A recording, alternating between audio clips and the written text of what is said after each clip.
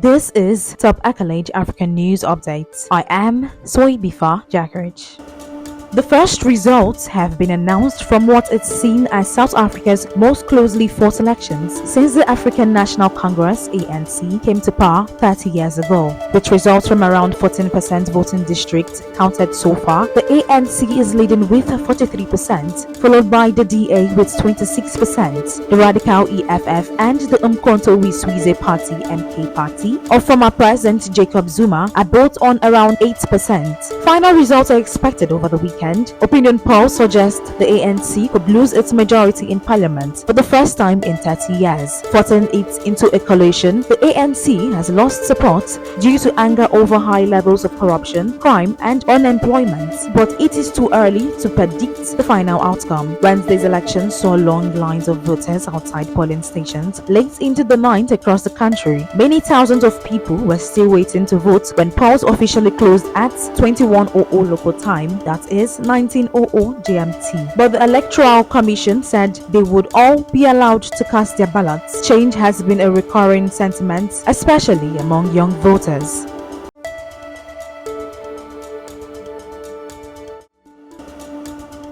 Some Nigerians have expressed outrage after the country's national anthem was changed weekly to consultation. President Bola Tinubu signed into law the bill to revert to Nigerians' old national anthem, which was dropped by a military government in 1978. The newly readopted anthem, which begins "Nigeria Will Hail Thee," was written by Lillian Jean Williams in 1959 and composed by Francis Beda. Speaking of his first anniversary in office, President Tinubu said the anthem symbolized Nigerians' diversity, but many have questioned his priorities amid the cost of living crisis. Reacting online, some Nigerians said the country has more pressing problems such as insecurity, rising inflation, and foreign exchange crisis. Former Education Minister Obi Ezekwesili posted on X that she would never sing the new old anthem. Let it be known to all and sundry that I, Obiageli Obi Ezekwesili, shall, whenever asked to sing the Nigerian national anthem, will sing. She then posted the words of "Arise, O compatriots," the anthem which has been used for the past 46 years. Former President Aid Bashir Ahmad had an interesting take as Nigerians continue to debate the issue on social media.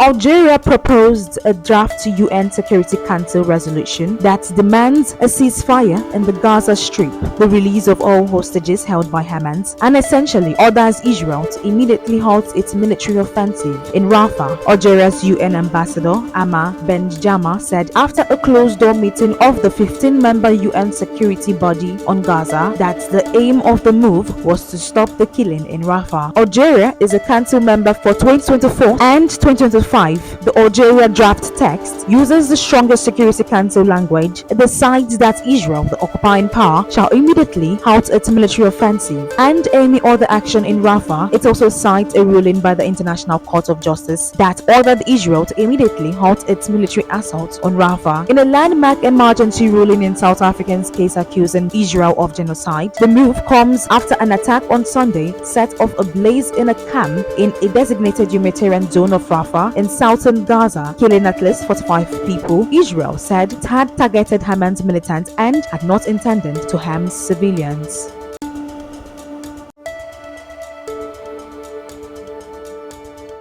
Democratic Republic of Congo has appointed a new government, spokesperson Tina Salama said, ending an impasse that has mired the country in political uncertainty for months. President Felix Tshisekedi won a second term after elections in late 2023 that also handed its Sacred Union coalition a large majority in parliament. But internal jostling for jobs had delayed the formation of a new cabinet of ministers. The president eventually named Judith Suminwa as Congo's first female Prime Minister on April 1st and his ex-Chief of Staff Vital Kamerhe as Parliament Speaker on May 27th, paving the way for the appointment of the government. The new cabinet comprises 54 ministers versus 57 in the last government, a smaller than expected downsizing despite pressure to reduce costs.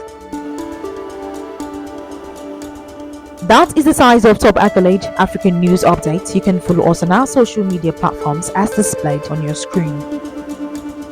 Happy Thursday.